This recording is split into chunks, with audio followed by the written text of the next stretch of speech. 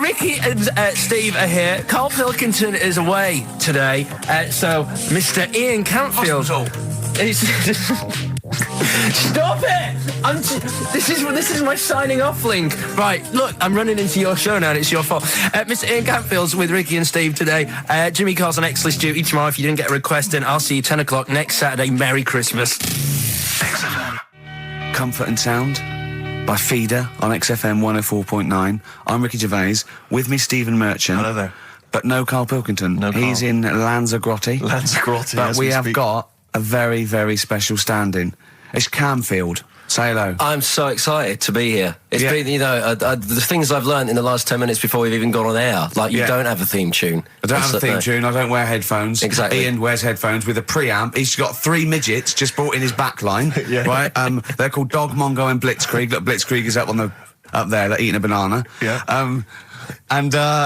He is the king of rock, the new king of rock. Well, the prince, he's the prince of rock. Obviously, Vance is the king of rock.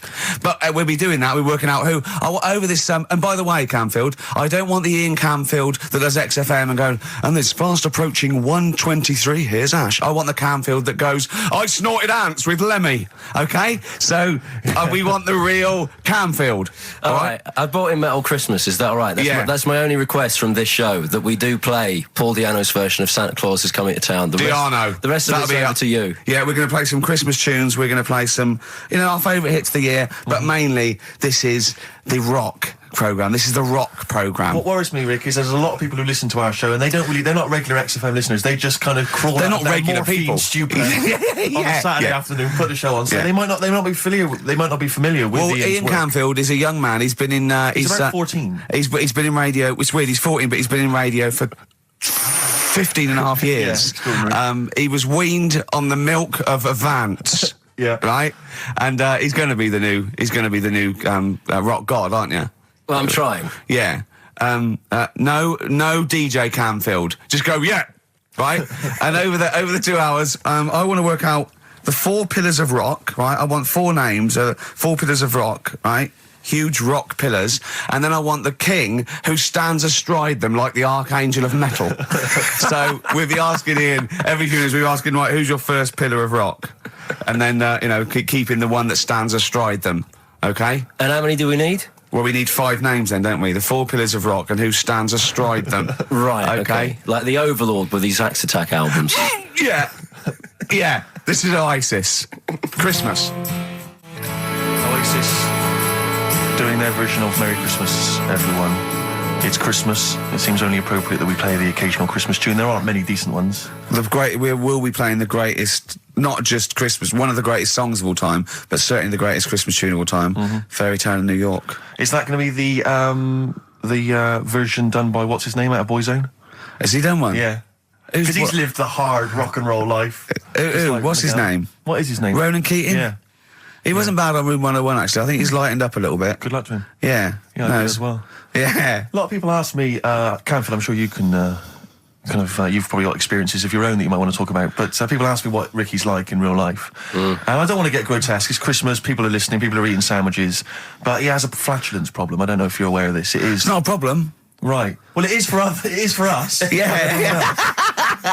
You may not. Yeah. I think the problem with Ricky is Ricky hates to miss out on anything. He's terrified that there's going to be something going on that he's missing out on, a conversation, a joke, someone falling over, And he daren't spend any time in the lavatory because any period of time he spends in there, he could be missing out on some fun. So he kind of tries to get his lavatory, occupying time down to a minimum, an absolute minimum. Plenty of pissing. There's loads of that, but none of the other activity, really. I mean, you keep that, really, it's like you're in, you're out, and sometimes I don't think you've done the full job, Rick. Yeah. And today, I'll tell you this, my eyes were bleeding. It's intense. It's just a word of warning, because the kitchen at XFM is out of bounds now.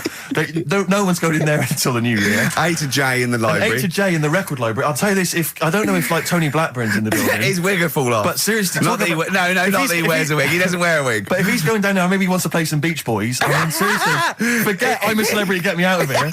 Forget you might have survived in the jungle, Tony, but you get down there, mate. Tony, would you rather eat a plate of maggots or go and get Beach Boys? Exactly. Saying A to J, pot pickers. Exactly. Jesus Christ. It is absolutely extraordinary down there. Oh, so but just be warned. But it's Christmas. It's Christmas. Why would Blackburn be listening to this? I don't know. He's probably doing a bit of Christmas shopping. Sure. And he's out and about with probably got his little, personal stereo on. Yeah. And he goes, "Oh, I'll listen to the boys at XFM." Exactly. And Canfield, what do you think of it so far? Yeah. Yeah. Yeah. It's not Vance, is it? Okay. Who is secured as one of the pillars of rock? Lemmy. Of course he is. Never changes his boots. 2 pairs of trousers. 3 shirts. Really? Yeah. And he just alternates them, does he? Yeah, so he yeah, might yeah. have the same pair of trousers for 2 weeks, but the different shirt. Is it true his rider is a bottle of Jack Daniels and 40 Marlboro? No, it's like one of those 100 packs. No. Yeah. One of the 100 packs of Marlboro, and he like keeps them stuck in his boots, which don't change. Actually, I think I'm right in saying like that one of the like 2 left boots as well, because one of them did break. And he had 2 pairs, but he's now only got 1. But he's got the Well, Lemmy, that is Lemmy then. Lemmy is one of the pillars of rock. What would Phil Lynott get anywhere near this? Yeah, he would have done. Let's play some Lizzie then. Don't believe a word. Thin Lizzie on XFM 104.9. I'm Ricky Gervais, with me Stephen Merchant, and over there Campbells. Is that your impression of me? Yeah. Yeah. The rock one's better. The rock one's better. Yeah, you shouldn't try and be a DJ. Yeah. Growing up with Diano Tuesday night. Ian, what? I know you're keen to know this, Rick. What are your thoughts on XFM? What? You get there. Let's get behind the facade of Canfield. What do you think about this? Because we used to have, some conversations. You've been with XFM since the beginning, haven't you? Oh, I've been here forever. Yeah, it's all right, isn't it? I mean, it's not quite magic. Well, no, a few things are. Got me eyes on the big 105.4. Obviously, eventually. What magic? Yeah. Now, do you think you want to do like a rock program on something like Virgin or Radio 1 eventually? Nah, I don't think so. No. What do you want to do then? What do you want to do? I want to start playing stuff like the Eagles and Steely Dan and Bruce Hornsby in the Range. Truth be known. But you'd have to go quite mainstream. Like in your bedroom? What? But on what sort of platform though? Because the good thing about those is they are really popular. They are. I mean, I think the Eagles' Greatest Hits is the biggest selling album of all time now. It's overtaken Thriller. Yeah. So I mean, that those. What are you saying? Iron Maiden aren't popular? Like what I play now? Are actually popular, but they've got a very Slipknot, tight fan Fear base. Factory. I mean, Iron Maiden can go to #1 with just their fans buying it and then slip away again, can't they? Yeah. But everyone sort of likes the Eagles, don't they? Yeah. I mean, I think still. So you could get on sort of like Radio 2 maybe, the rock program on Radio 2. Who does it at the moment? Is there one? No, there's not one. I should do a demo maybe. Okay, well let's I love the way we're talking about my career and other radio stations I could work for. Do you know something I don't? No, I'm just saying that this place is not going on the tube, isn't it? It's going on the tube. I mean, you're going to be like, I mean, you'd abandon a sinking ship, wouldn't you? You wouldn't hang around, would you? You wouldn't fiddle as Rome Byrne. I mean, we got a couple of pies cooking in the States, so we're not going to be here to keep it afloat. No, the weekends. But we want to take the good guys with us, right? So when this crumbles and they make it into a car park for Capital, I want to see you on Radio 2 Friday nights 10 till 12, pure rock. Exactly. Do you know what I mean? Absolutely. Right. Well, that's the pitch, isn't it? Friday nights 10 to 12, pure rock. Okay. If anyone's listening to the BBC, it's Canfield. He is the new Vance. Molten Metal, maybe. Molten Metal. That's good. My only concern with TV work for Ian is he doesn't look like the obvious rocker. I mean, people are listening, they probably imagine he's got the long, greasy hair. But that's the modern look. T-shirt. Lots of modern bands now. They've got. I'm not slagging off. I'm just saying. I wonder if the they've fans. got short hair. It's not all long hair and strange beards and tattoos. No, the days of them all looking like Lemmy and smelling like Ricky are well and truly gone. Yeah. Have you ever had the long hair? Have you ever gone in for that? No. Never tried that? No. But I've got bullet belts and stuff like that. You're right. If you'd have wanted me to dress up, I would have dressed up and brought CDs. I mean, obviously I should have prepared more for this show. Sure. Yeah. We're going to play some classic rock, aren't we? I think we're going to play The Who. We got Jump, Van Halen. That's a classic, isn't it? Yeah, I think I've got that about 5 times on every driving album I brought in for you. Okay. And so are we going to play Since You've Been Gone? Yes. Yeah. What's next? British Sea Power. Yeah, I thought we should play a couple of singles that we've enjoyed over the last year or so, and this is one of them. Carry On, play at Canfield. And don't forget, Paul Di'Anno and Santa Claus is Coming to Town's coming on as well. Paul Di'Anno doesn't snort ants, he snorts anteaters. Carry On from British Sea Power on XFM 104.9. Not bad at all. Now, listen, we should just point out to people that Carl's away, and we always slag him off because he provides very little But And he's an idiot. well, exactly, to be fair. But he's obviously off in Lanzarote, and he's forgotten to tell us what the password is for our email, Rick. Idiot. So we can't get into the email. So we're going to have to use Ian's email instead. ian.camfield@xfm.co.uk if you want to get in touch. You're never going to have so many emails, Ian. Really? Yeah, Is that right? you're going to be looking at them all week. It's going to be brilliant for you. You're going to feel really popular. You know what Heat described Carl as a bald little mank twat? Nice. Carl was going, brilliant. Is that allowed? Is that all right? Yeah. Bless him. Bald little mank twat is back on the 3rd, isn't he? Well, if there's one thing that magazine's What good was at, he it's suggesting? You accuracy. can't be regionalist. What? Was he suggesting you can't be regionalist? Was that allowed? No, I just think it's a familiarity of, it's just because we call him a bald little mank twat, that a national magazine can say that. Oh, bless his little round head. Wonder what he's doing now. He's sitting in the ash, reading his, reading his Rich Hall book. Yeah, he spent a week when he went to, where was it, St. Lucia? He spent a week, right, throwing sand at crabs. Yeah. I don't think they've even got crabs, have they, over there? No, I don't know nothing. what he's going to do. What is he going to do? Suzanne, what is she going to do? He's going to be whinging. But it's sort of like, Carl must be like, you must like sit him in front of a video while you go and make the dinner or something. Yeah. It must be a nightmare taking a pet. Has she got a little harness for him? To be fair, though, Rick, I mean, I can't imagine you're much better on holiday. I've always wondered what that must be like. Because you always need an audience. You've always got to have someone around that you can perform for, drop your trousers for. Annoy, just generally sing and dance about. And Jane's seen it all. She's bored of you. Yeah. So what, do you just do this to other people on the beach? Holiday makers, it is me. You can't believe you're like Ricky Gervais. What, do you want me to do the dance? Do you want me to annoy you? Yeah, exactly. I can annoy you for 5 minutes. Yeah. Then I'll get bored Exactly. myself. I'll tell you what, I want some ads, and after that, the fairy tale in New York. Oh. The Pokes, featuring Kirsty McCall and a fairy tale of New York. Brilliant, on XFM 104.9. That's the song I think that single-handedly keeps Shane McGowan in gin for another year. It must do Just well, about though. keeps- but I'm sure it does. I absolutely love it. I still love it. I saw it on Top of the Pops too. And it's just brilliant. I mean, he wasn't great at miming, but it didn't bother me. Sure.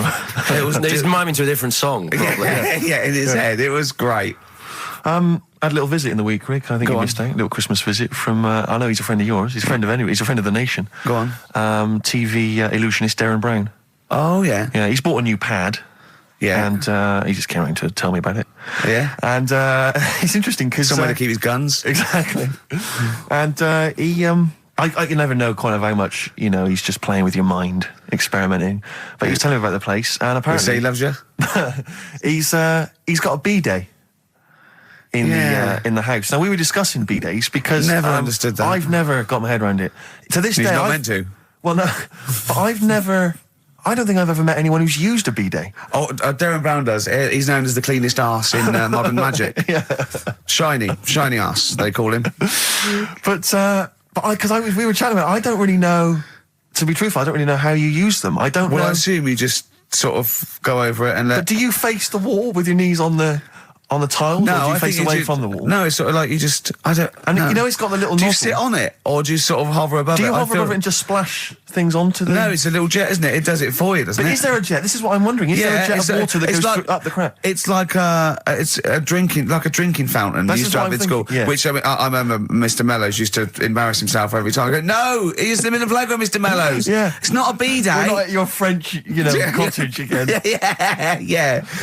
I don't. B day sounds French. I'm assuming it's French. After they're probably so embarrassed about just sort of like squatting over a hole. Yeah. They go, well, at least we can clean it. Have they? Because I haven't been to France for years. But are they still persevering with the They're public still toilets? going Just with a it. hole in They're the still ground? got. I mean, I think they have got. Has a single Frenchman travelled anywhere else in the world? Yeah, and goes, seen that now? This you is can actually uncomfortable. I know. My trousers go Go down to the Delhi, and I think there's proper decent porcelain. I know. I can't believe it. I think they have got the flush ones now, mainly for the tourists. Sure, yeah, But yeah, I've yeah, never yeah. really understood that. But it's not. You don't go in. It's not like because they're literally crapping into an open sewer, aren't they? That's the French approach to the public lavatory. Do they have the bidet next to the hole?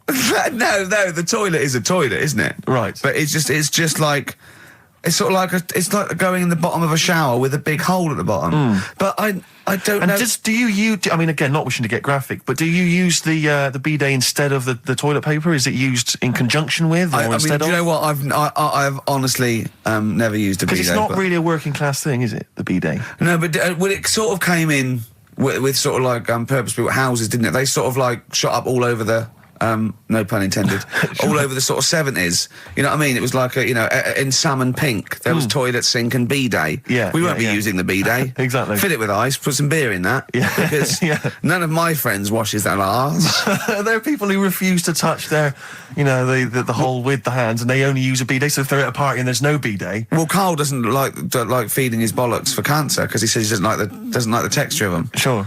Well, so I mean, so he'd probably love a bidet if he didn't have to Are go. there kind of upper class women who just waddle into the dining room in sophisticated trousers around their ankles, going, "Where's the bidet? It's filthy. Where's the bidet? I don't know. We use the paper. The what? I think the fish was off. I'm going berserk up there.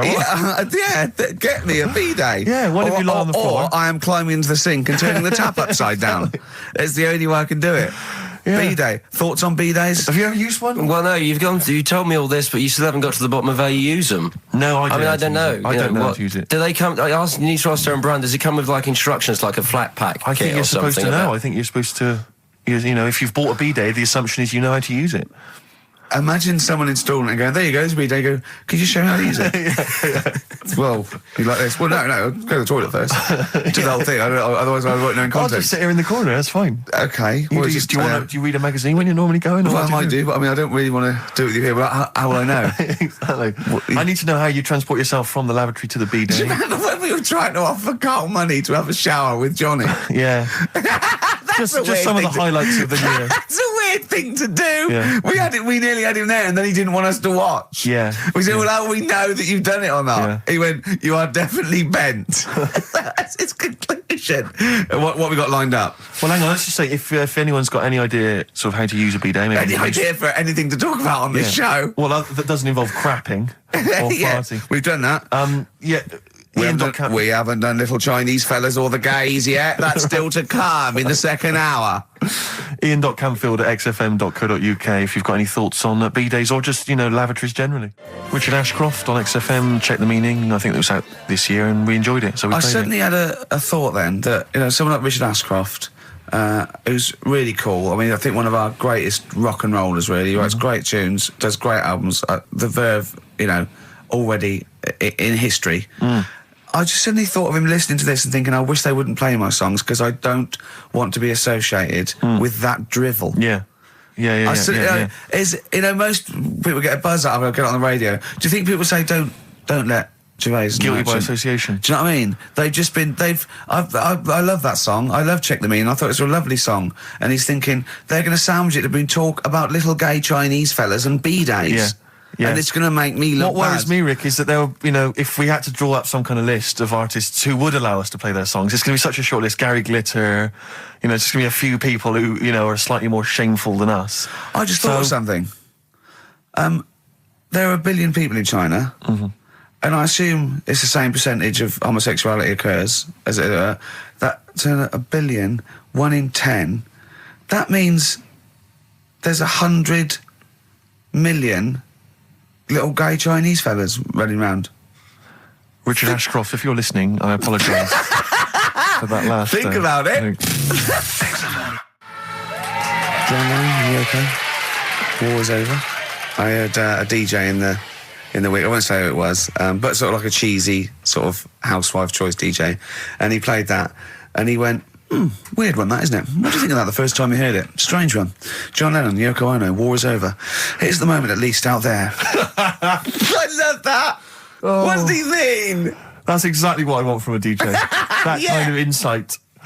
We were talking before the break about how many little Chinese fellas there are. Yeah. Billions. An awful lot of them. Brilliant. Good. More the merrier. Are you familiar, Rick, with the scary fact, I don't know, Camford, if you're aware of this, and it's chilling. I don't know where I've heard this from, but apparently... And this is kind of legend, I didn't just make this up, this is well known, that if all the Chinese people in China, right, no, come on, if they all jumped up and down at the same time, Apparently, this is what they say. Apparently, it would cause a tidal wave that would wipe out America. that would destroy America. I love the idea of coordinating that. Brilliant. Well, I like the idea. Firstly, they don't need weapons of mass destruction. They don't need nuclear weapons because they got that threat. They can't constantly. have one that. You can't count a tidal wave as a weapon of mass destruction. Or jumping. Tony Blair could send in sort of people, UN people going, look out for anyone jumping. Exactly. All they need is an immense sort of skipping rope. Oh yeah, once a little fella in Japan holding one end, a little fella in Russia holding the other, exactly, yeah. And they go on your marks. You'd have a lot of coordination over that one little. Maybe like someone like Mr. Motivator, kind of coordinating it all from the top of the wall, sort of looking down. The Chinese equivalent. Yeah. That's right. Yeah. That would be because I think that's why they built the wall. I think that's why they built the Great jump Wall. off the wall. Exactly. They just climb on that wall. That's the way it's done. That's the threat. And that's why America started the space race, because you can see it from space. Exactly. So they go. They're up there monitoring constantly. This is Eagle to Houston. There's lots of little Chinese fellas about to jump. Yeah. This is Houston. Are they wearing them? We just need to confirm they're Chinese. Are they wearing those? Are they wearing those comical hats that look a bit like a lampshade? They are. They are. We just have to confirm they're Chinese. Because if I was the leader of China, what is the name of it? Is he the king of China? We're so ill-educated, aren't we? Is he the king of China? The Tsar of China? King, is it? What is it? Is Chairman Mao still there? Is he still Chairman someone else probably, the new chairman. Or chairwoman, don't be sexist. And actually, when I said there's a billion people in China, so there's 100 million little gay Chinese fellas, someone phoned up to say half of them are women. Yeah. Well, of course. Yeah. Straight on the phone with that. Well, I meant little lesbian fellas or little gay fellas. Yeah. I wasn't being sexist. But I'm just saying there's probably 100 million little gay Chinese people. What worries me, Rick, is if I was the premier of China, or if it was some of the people I went to school with. Is it premier? Oh, whoever it is, the king of China. If I was the king of China, right? Isn't he the king of China and king and I? Or is that he's somewhere else, isn't he? That's Siam, isn't it? I don't know. Is that not in China? Where's Siam then? We're not. It's Ceylon now, isn't it? I don't know. Or was that? Oh my God! Someone educated listening must be tearing their hair out, listening to three buffoons in a room. If I was the king of China, let's assume it's the king of China. Okay, yeah, you'd be tall. But when sometimes you've had a few drinks, whatever, I'm sure you've done that thing where you order a pizza for someone, a mate or whatever, or send a taxi around to their house, something like that. Yeah. What I do is I just phone up George W. Bush and go, seriously, mate, you better send some stuff over, money and that, and videos, because seriously, they're all outside now. 1, 2... Yeah, and you can freak them out. Send us some knives and forks, because I am fed up with these sticks. Yeah. It's ridiculous. I don't know why we're still sticking with them. I can't pick up the tiniest little bit of chicken. It's crazy. It's rubbish. Send us some cutlery. I'm having a nightmare eating yogurt. Oh dear. This is 104.9 Racist FM. Absolutely. Jonah Louis. Should we apologise for that? Not at all, no. That's right, isn't Stand by it, yeah, that was his follow-up to You'll Always Find Me in the Kitchen at Parties. Yeah. One of my favourite lyrics. She was into French cuisine, but I ain't no cordon bleu. Brilliant. Yeah, looking forward to playing that in the new year. What happened to B.A. Robertson? Don't He know. knocked it off. I was standing in the corner and the ball came across. What was the other one he did? I don't know. We're not as old as you. Oh, no. This is all gobbledygook to us. XFM 104.9. That's Jonah Louis. Yeah, you're not listening to classic gold. Amazingly. I've still got my own teeth. I think, Rick, I was the subject of a Christmas con in the week. What, you mean you bought something for £4, then saw it for £4, £3.90 as you walked home? That would make me livid. Because I've seen you really livid. I'm absolutely furious. When I bought my PlayStation, I saw I could get it for £5 cheaper down the road. I was absolutely And fuming. you'd already walked to about 19 places, I remember. Yeah. I actually left you after about an hour. Yeah. No, I do. I'm furious because I got to get a bargain. I hate the feeling that I'm being ripped off. Yeah. And I'll tell you this, I'm loving online shopping. Oh, the savings I'm making, Rick. Really? It's crazy. Really? Getting 15, 20 quid off some things. Is it really? Oh, amazing. But these things, I might point out, are like Jaguars and Mitsubishi cars. Exactly. Yeah, but it's worth shopping round. No, this was not so much a con. It was a con, but it wasn't so much one of those just a missed bargain. Yeah. Doorbell rings, answer it. It's a couple of girls. They must have been 13 or 14, maybe. Now, I've always had a problem with teenagers. I'm intimidated by teenagers. In case they call you a dork or something. Well, I mean, I told you before, I was walking down the street once, and there's two guys coming towards me. I mean, real losers. Do you know what I mean? Glasses, the spots, greasy hair. Do you know, really pathetic. And I was sniggering to myself. I was thinking, look at those losers. And as I passed them, I heard one of them look at me and say to his mate, look at that geek. I was furious. I was thinking, I'm allowed to call you a nerdlinger, but gee, I don't expect it back. I was really furious and upset. And so, as I say, these teenagers are at the door, and they were quite aggressive quite aggressive girls, and they had a piece of A4 paper, and they went, "We're doing a sponsored thing." Yeah. But I didn't quite catch what it was they were doing that was sponsored. I think they sort of fudged it. They went, "We're doing a sponsor." Oh yeah. And I went, "Right," and they went, "Do you want to sponsor us?" Boy, they picked on the wrong person. I was a bit intimate. I don't know why I said no. I was worried maybe it was part of some kind of, hidden camera show, Yeah. And so I said, yeah, all right, I'll sponsor you. So they handed me this form, and I always thought you were supposed to have quite an official-looking form for any sponsorship thing. But this was literally a piece of A4 torn out of a notepad. It was the back of a Gareth Gates poster. Exactly.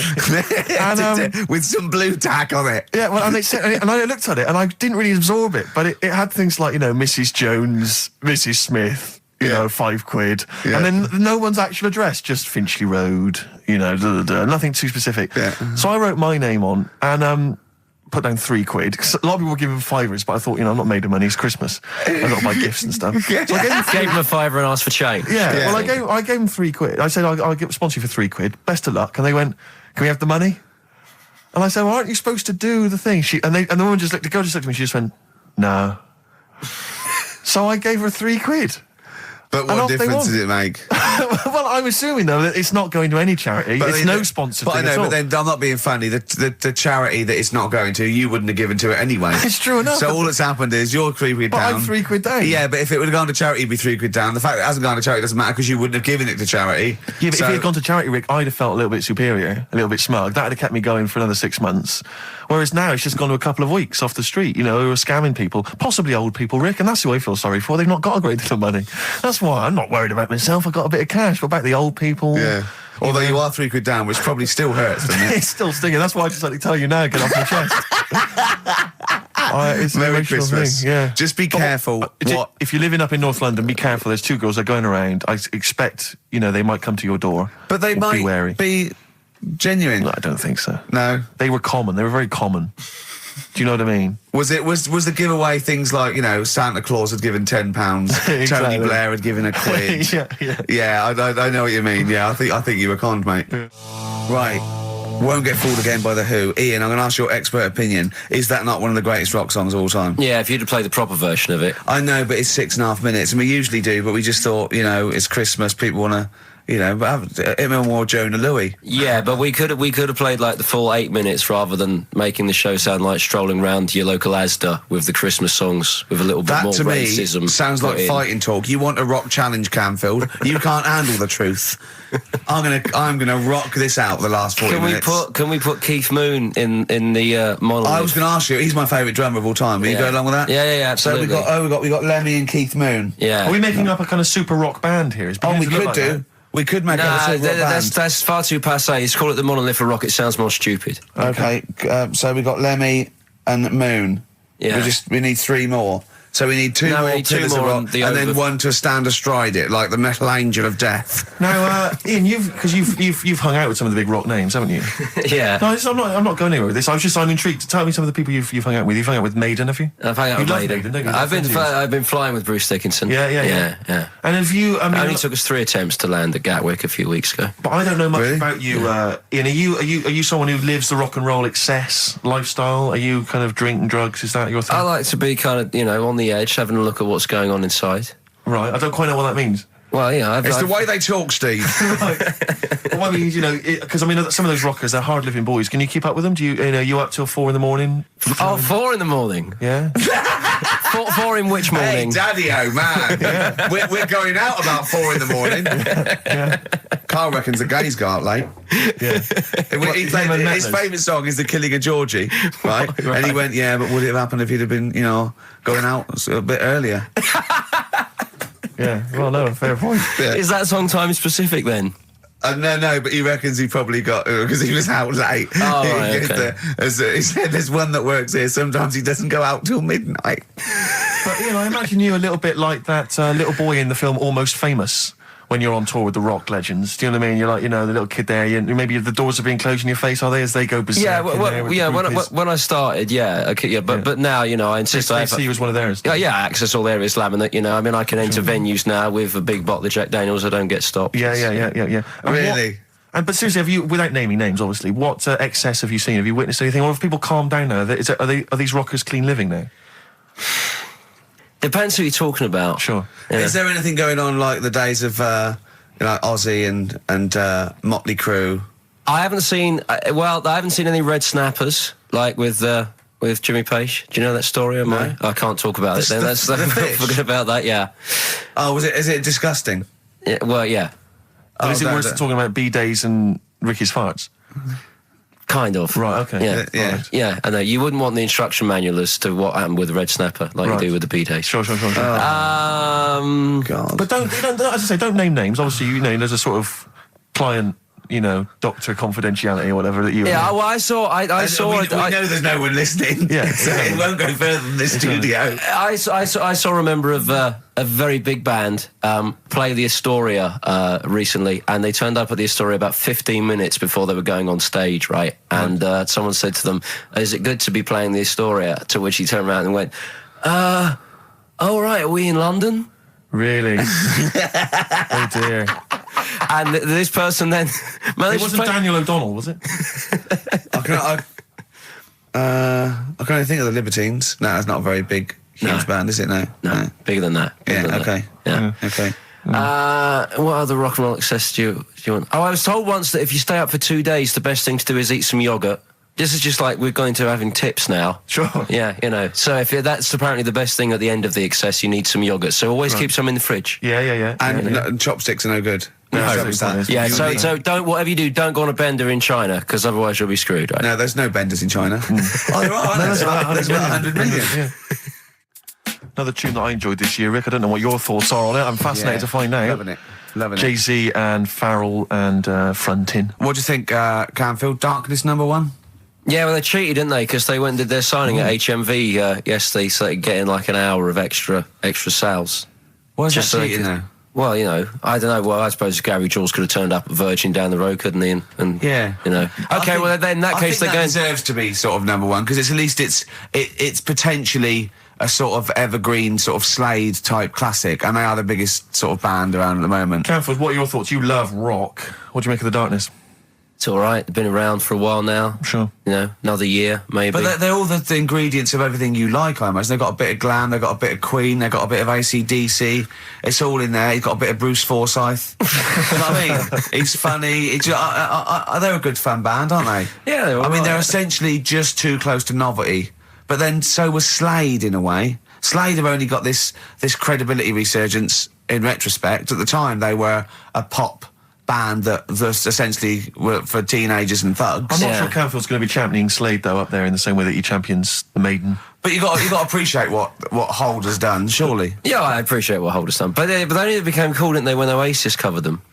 Yeah, I mean, I genuinely always liked Slade, and I've still got a soft spot for him. But The Darkness, we'll have to wait and see. At least the Darkness weren't as irresponsible for the kids of today, though, because the amount of spelling mistakes that Slade were responsible for at school in the 70s With must the be Zs, atrocious. putting the Zs in. Rubbish.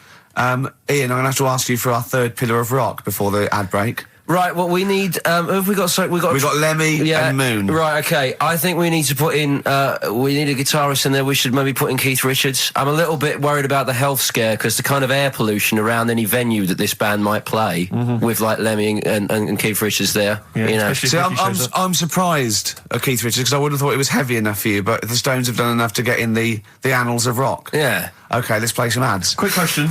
Do you actually speak like this, Ian? What? You do This actually is talk- it. This is your real This voice. is real voice, yeah. Yeah. It's amazing. Do your daytime sort of voice, the X-list voice. Say it's fast. It's just coming up to 2:20 on XFM 104.9. After the break, we've got Feeder. Say that. It's just coming up to 2:20 on XFM 104.9. These are the ads. Trouble with that song is, don't know about it. It could sound like he's saying something to do with Bell Ends. Well, yeah. What? Heaven forbid. What? You think you meant that? Did he? Probably. No. That's The Darkness on XFM 104.9. Bellend. Yeah. What other rude words are there? Cock. Yeah, that is rude. Yeah.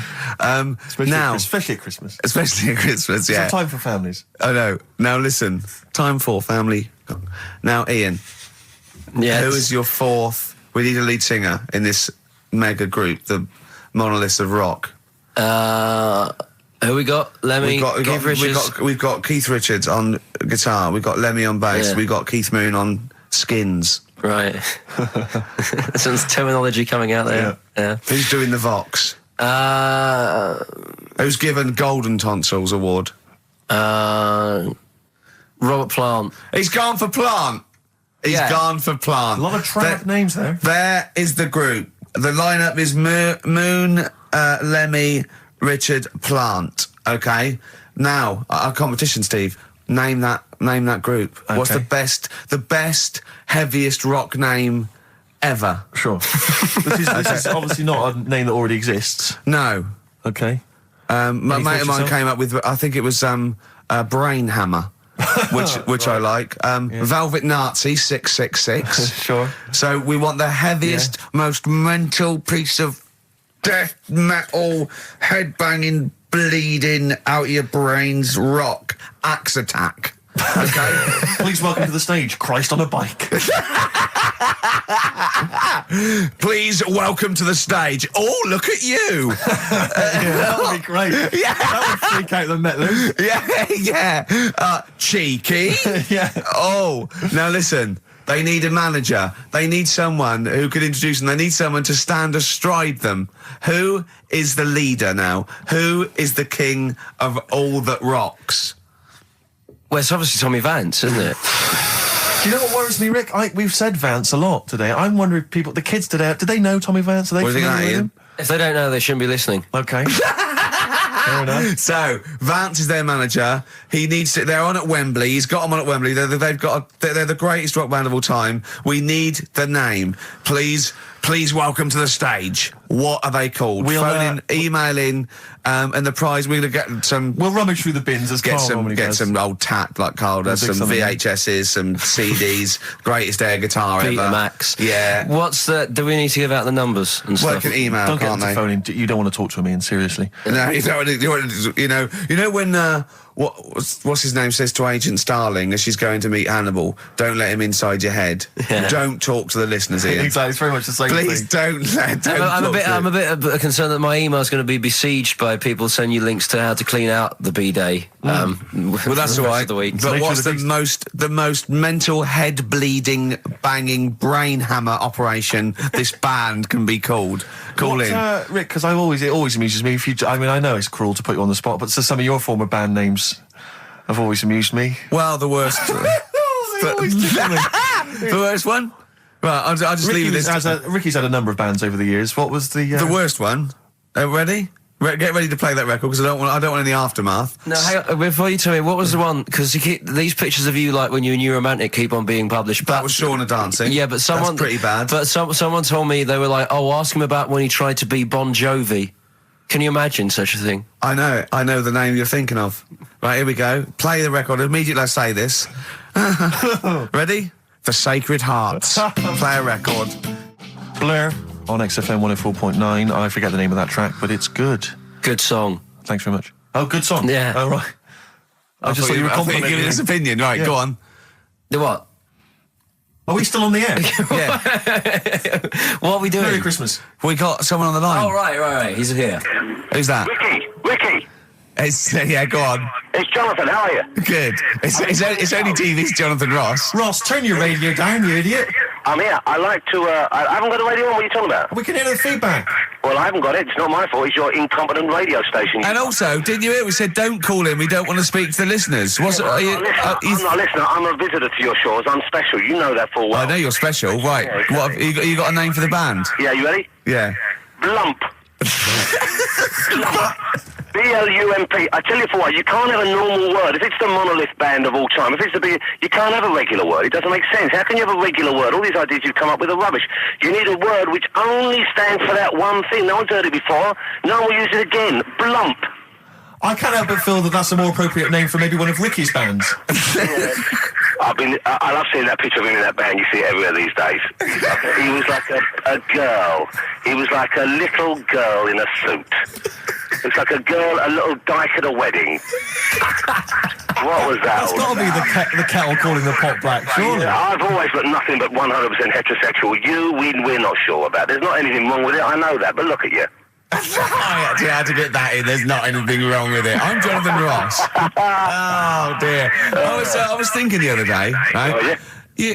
The Comedy Awards. Yes, sir. You didn't have to say some awful things about poor celebrities, poor has-been celebrities with coke addictions and fat lips and faces that where surgery's gone wrong and everything. And when they're on the show, they're going, "Oh, you look lovely."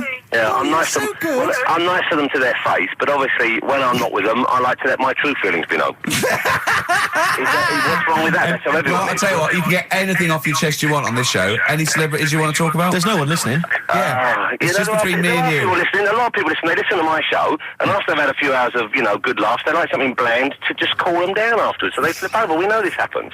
Did you mention my DVD on your radio show? You know what? today? I forgot to mention it. Christ! I mention it. I meant to mention by the office, but I forgot to mention it. And then I thought afterwards, it's not like he needs the cash, is it? It's There not we go. It's not like he needs it. It's not like it is, but he's probably earned more money in a shorter space. You're like a lottery winner, and you've got about as much taste. You're like one of those burglars who's won the lottery. I am. I'm dressed like an Albanian window cleaner at the moment. Burglar from Reading who won the lottery, and now he's fritting it away on what? I do feel sorry for my neighbours. I've moved into a really nice place. I feel like it's the hillbillies. No, it's nice he's moved in though, because it's nice. He's given them something to sort of talk about behind your back. You've Right. united the whole block. Right, go and play with some Japanese wind-up toys now. I'm Ross. going home to play Mario Double Dash with my son. It's going to be a good afternoon. I phoned you once after I finished my show. It was about 5 minutes past 3. Yeah. And I don't mind if you I said, "How you doing?" You went, "It's brilliant." You said, this is what you said. You went, "Everyone's out. Jane's taking the kids out. I've already masturbated twice, and I'm playing with a new Japanese toy." I'm masturbating now.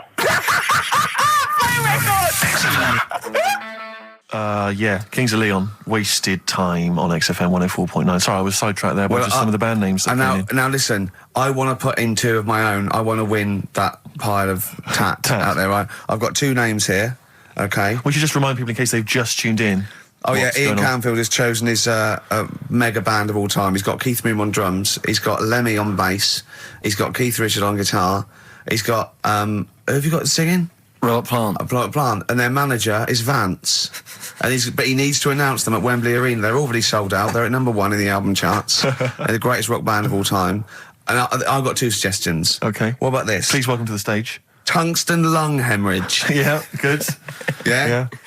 Please welcome to the stage. God dildo. God dildo, interesting. Nice juxtaposition there of God, the Almighty Creator, and a dildo.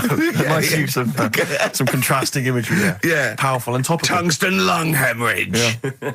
We've had a couple also on the email. People didn't really include their names, but who cares? Please welcome to the stage, Balls of Steel. Balls of steel. Well, yeah. And we've had like Brain Hammer. Yeah. Brain hammer's good. I Lots like of brain hammer. brain-related stuff. Quite liking the idea of tumour fish. Tuna fish. I like. Tuna fish is very good. I like tuna fish. I just wonder if there's one more contender. I don't know who this was, Ian, that phoned in with it, but possibly it's topical.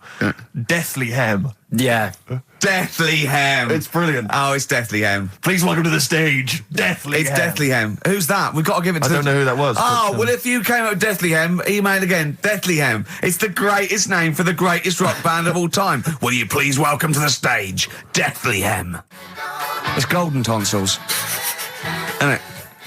I went to. I was going to go see him once at the Camden Underworld about a year ago, and they had this sign up, right, saying that Graham Bonnet, who sang that song, had cancelled, right, and it said, "God willing, he'll be performing tomorrow." And just in case you thought he cancelled because maybe no one bought any tickets, the doctor's certificate was beneath the cancellation sign. Brilliant. Well, we've sung that a couple of times drunk, haven't we, Ian? Oh, but, At the top of our voice. We have done it. It is the best ever. Yeah, it is. Ben has won whatever you're giving away. Yeah, a Ben big came pile up with of Deathly crap that we Hem. find. Yeah, Deathly Hem. Yeah. I mean, if you are in a rock band, you're looking for a name, and you think you deserve that name, then write to us. We want to know that you're really heavy, and Ian Canfield would officially hand over the deeds of the name Bethlehem. Deathly Hem. Deathly Hem, yeah. Yeah. Deathly Hem. They only play at Christmas. You only play like big venues at Christmas, and it's all things about like fighting, like good versus evil, and God versus the devil. And you got to write songs like that. Yeah. Yeah. Deathly Hem on XFM 104.9. Perhaps that the debut should certainly be a concept album based on Yeah. the Nativity play. Yeah. Brilliant. Nativity, Brilliant. yeah, Or that'd be just good. the whole kind of Old Testament in kind of rock form. Yeah. With like, we're extraordinary. It's the battle for humanity. Yeah. It's called Humanity Manatee, and it's a fight in the ocean of hell. Yes. Sure. Yeah. Sure. Yeah. I'd like to see a serpent. Maybe pictured There'd be a somewhere. serpent, isn't it? Track 4. Track 4. Yeah. Track 4. Yeah. I think we should give massive props and suitable regards to Ian Camfield. He's come in, he's pressed the buttons. He stood in for an idiot brilliantly. Yeah, he has stood in for the retarded. It's a shame that you've not displayed some of the usual incompetence that we've come to love and expect from Karl. It's a shame. Okay, well, You are the greatest DJ in the world, though. The way you sort of like drop Press these buttons. But you know. Every time I've pressed a button off air, Ricky's been going, "Oh, what great DJ!" It's great because he ends it. It's just brilliant. I mean, we're lucky if we can talk with the mic on. That's the title. Not talk over a record. We did some great links during the ads. Yeah, and of course, Jonathan Ross masturbating live on air. Just looking back at some of the highlights. You of this don't get that show. on Capital Gold, do you? Like Tony Blackburn getting a call from Fluff Freeman going, "All right, mate, I'm knocking one out." Yeah. Well, have a lovely Christmas. Have a bloody great Christmas. Have man. a bloody great Christmas. It's the best of next week. Yep. The best of the last few weeks with some tat, you know, Carl's put together. We're Look back in forward to that. January. We're playing some of our favourite songs of the year. I'm looking forward to seeing Pilker's tan and Pilker's pictures from his holiday. covered in ash from the beach. Yeah. And we're back on the 3rd, I believe. But Ian, do you want to introduce one? This is Ian's choice for the day. Yeah. We'll see you next week in spirit, and then we're back on the 3rd with Pilkers. Over to you, Kampf. Enough of Jonah Louis. This is Paul Di'Anno, ex of Iron Maiden, doing Santa Claus is Coming to Town. Chilly weather, why not put on a cardigan? That was the Cardigans. And for what it's worth, a lovely tune there. That's a joy. We should definitely talk like that more. XFM 104.9, Ricky Gervais, Steve Merchant, Karl Pilkington, alright? Alright. Yeah? How's it Well, we going? got a jam-packed show today. Go on. We got so many we got more features than Carl's got on his face. which is about the same as Morph. Yeah. Very few. It's just really a head, isn't it? A little. That's where I've seen him before. More. On Take Heart. Yeah. We've got Rockbusters. That's Have we? still No, going no strong. more feelings on that. No, Fair but enough. he's said he's going to buck his ideas up. We've got chimpanzee that. Karl finds an amusing monkey or ape related story. We've got Karl in a film again. Right, excellent. Yeah, we've had a Look lot of forward- great response from that, Karl, on the internet. It on was the my email. favourite thing we've done. People raving about that. Can we say what the film is this and week? excuse my French, we've got some bloody great music. Oh, pardonnez-moi. Wow, I don't know. I don't speak French. Shall we try and start? Well, I'll just give you a taste. We got Oasis, Cardigans, you just heard there. We got Lloyd Carl. We got a bit of Pretenders coming up. Eminem, Feeder, Coldplay, all the greats. Can I play you some TJ's fan club later? Yeah. What should we have now? Oasis. Go on, Yeah. Brilliant. Oasis and Songbird. It's a nice little ditty It's all right, yeah. of a It's not too bad. Saturday. Yes, thank you. XFM 104.9, Ricky Gervais, Steve Merchant, Karl Pilkington. I think we should go straight into it, Karl. I think we should do the competition. There's Karl in the corner. It seems a little premature. Do you reckon? Yeah, I Do you think reckon we so. save it? It's Yeah, so good. We exactly.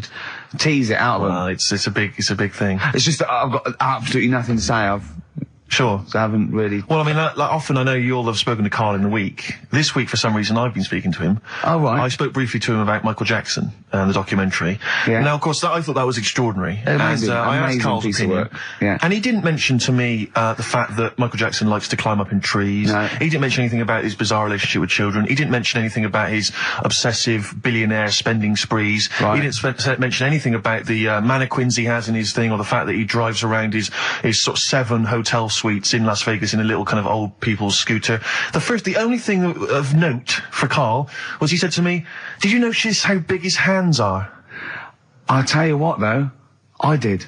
What? Yeah, how you look at the man's got like a face that he's had reconstructed. Well, I can't I know. even say that. It's libelous. Yeah, But, he hasn't. He's got an He's had oddball he's had two nose face. jobs. Yeah. And you're But- looking at his hands. But I think it's because you look at him and he looks a bit like there's a bit of androgyny there, but it's sort of like it is quite a petite sort of old lady's face in a way. But then you see these labourers' hands come out. That's always the way with a tranny, isn't it? You know what I mean? Well, you can't accuse him of being a tranny? No, he's not. No, he's not. What are you saying? No, I know he's got not. enough issues now. You're accusing him of being a tranny. I like him. I thought he came out that brilliant. I thought it was really. I really felt sorry for him. No, I think he cleared up a few things as far as I'm concerned. I thought it was a fascinating piece of work, but I did like the shopping spree. That was great. Extraordinary, 'cause he's just got going such around bad just taste. pointing. I know it was bad taste, wasn't it? It was like one of those bazaar shops. You know what I mean? There's anything, sort of a gift shop, but they're trying to make it look like Ming. But if And if it's sprayed gold. If he'd been living in a trailer park, he'd have been ordering, one of those porcelain dolls dressed like a Harley Davidson I know, bike yeah. rider, or an Elvis commemorative plate. It was the kind of billionaire equivalent of that. But the hands were a giveaway.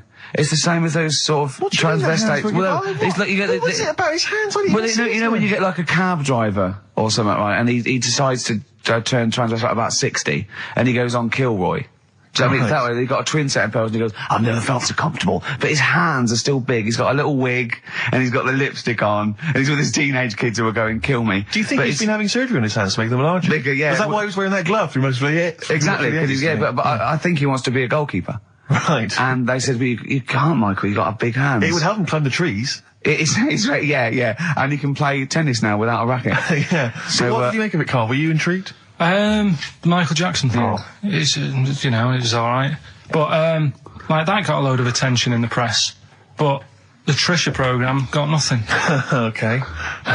Which, I know, Steve called me up in the week, right? 10 o'clock in the morning, I was at work, and he goes, She thinks so at 10 o'clock. Preparing this show. Most people go to work about 8, 9. You watching Trisha and that? I said, no, what is it? He goes, oh, you'll be loving it, right?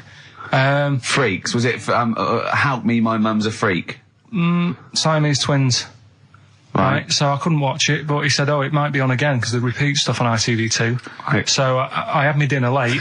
Right, instead of having it at 1 o'clock like I normally do, I had it at 2:30. Yeah. Sat in the office, put the telly on, ITV2. These Siamese twins. Did it blow your mind? It was amazing. You know, we talk about a lot of things on the show quite a lot. The Airy Kids crop up a lot. I was waiting. It's been 10 minutes and you haven't mentioned the Airy Kid. Right, and last week we were talking about Siamese twins, weren't we? So it was weird that this programme was on, but it was amazing.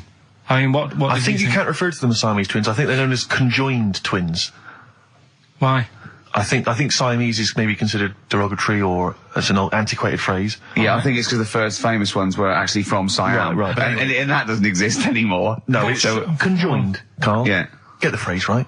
But you think that if that's happened to you, that wouldn't be that sort of offensive. The names that you must get called. Right. You think that's least of your Siamese worries? twins, I'd say, well, that's, yeah. Now, were you stunned by where they were connected? Just live with it, we'd say. Right. Because they were connected, of course, at the forehead. Oh, Sort of, which was quite extraordinary. God. What if one had bad breath? That wasn't a question that Trisha asked.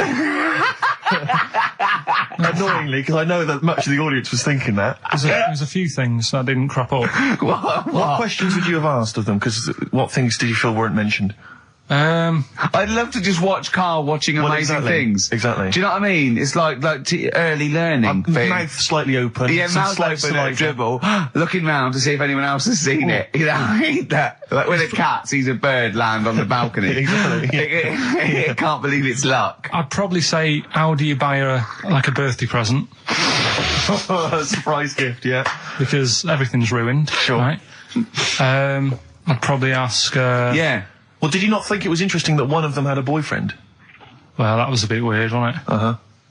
But what was the other thing that I was thinking when I was watching it? I was thinking if one got into crime and that was sent to prison, Right. what would happen? How would you handle that? It's brilliant. It is brilliant. If a chimp could talk. And what was the other one? The other thing was, what did he talk about? Because it's not as if you can say, oh, guess what I did today? Do you know what I mean? Yeah. So...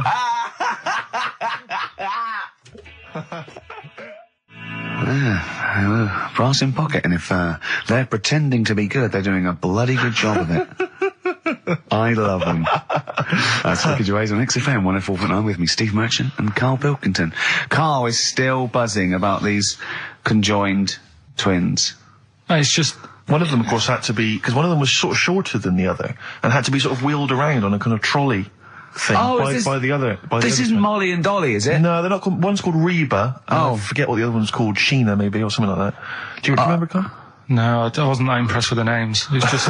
Yeah. So you immediately put them out of your mind. Those are rubbish names. I'm just, forget, Carl, forget them. They're gone. Were they British or American? Yeah, American. Oh, because I've seen some American ones on Jerry Bizarrely, Springer. one of them was apparently a country music star. This is Molly and Dolly. Well, they're not called The Molly one that and joined Dolly. at the Oi. The one that joined. But they're not. I think you've made up the Molly and Dolly. No, it was on Jerry Springer. There's a little one that sits on a seat, and the other one carries it round, her around.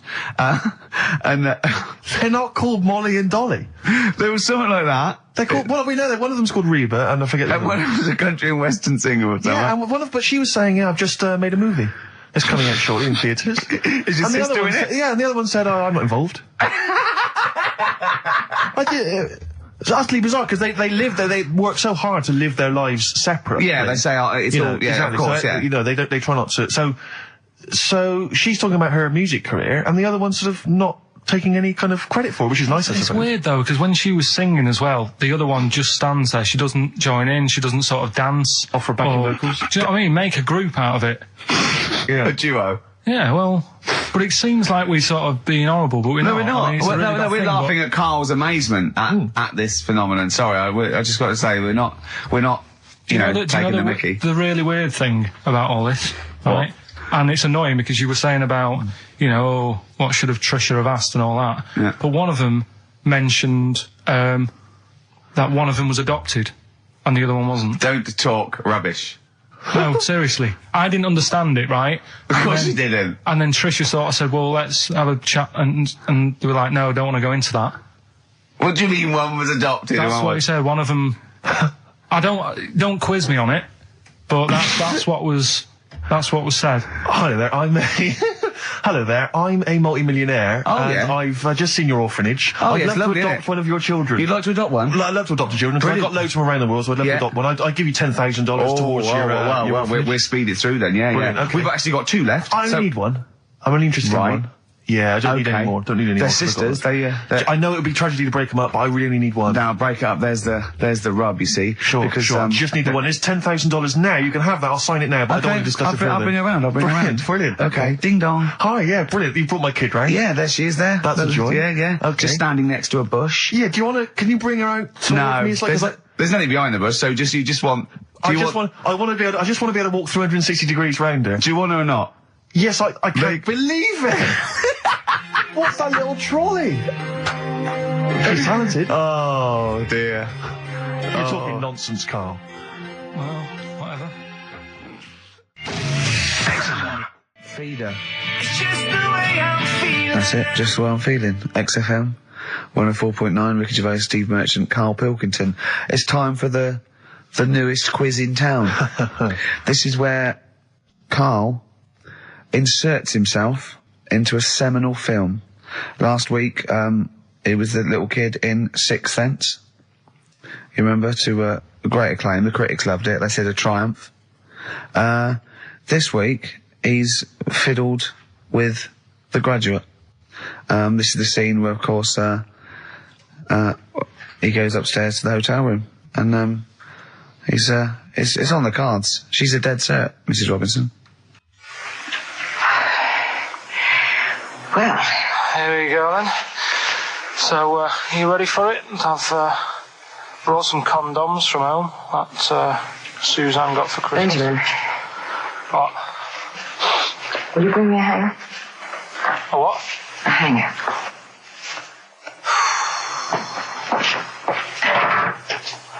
Tell you what, I've got wood. What? Just saying, I've got wood. I've got metal ones as well. What sort do you want? Either one would be fine. All right. There you go.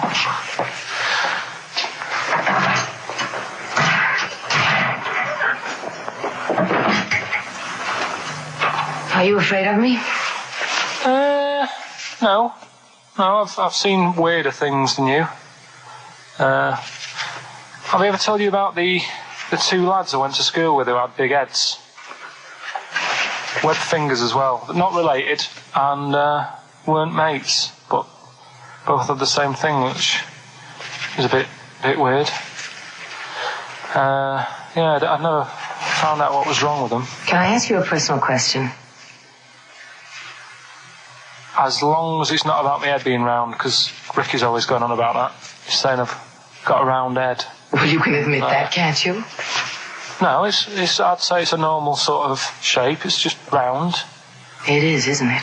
Yeah, but what do you mean? So is yours. Heads should be It's round. nothing to be ashamed I'm of. not ashamed. It's just a normal shape. Mm-hmm. And you can talk. Look at your saggy arse. Anyway, get your knickers off. Hello, darkness, my old friend. I've come to Oh, that was a joy. Oh dear. It was an absolute treat. Now, I should say that obviously the prize is a copy of The Graduate. Now, bear in mind that XFM is giving away these prizes. Yeah. Carl is so cheap that he wouldn't even buy it on DVD.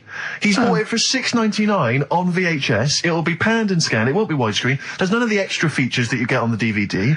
Oh, That's look how at cheap. Carl's face. He's gutted. Carl, did you pocket the rest of the cash? No, I have to use my own money to buy these, right? What, you're using your own money to give this stuff away? Yeah.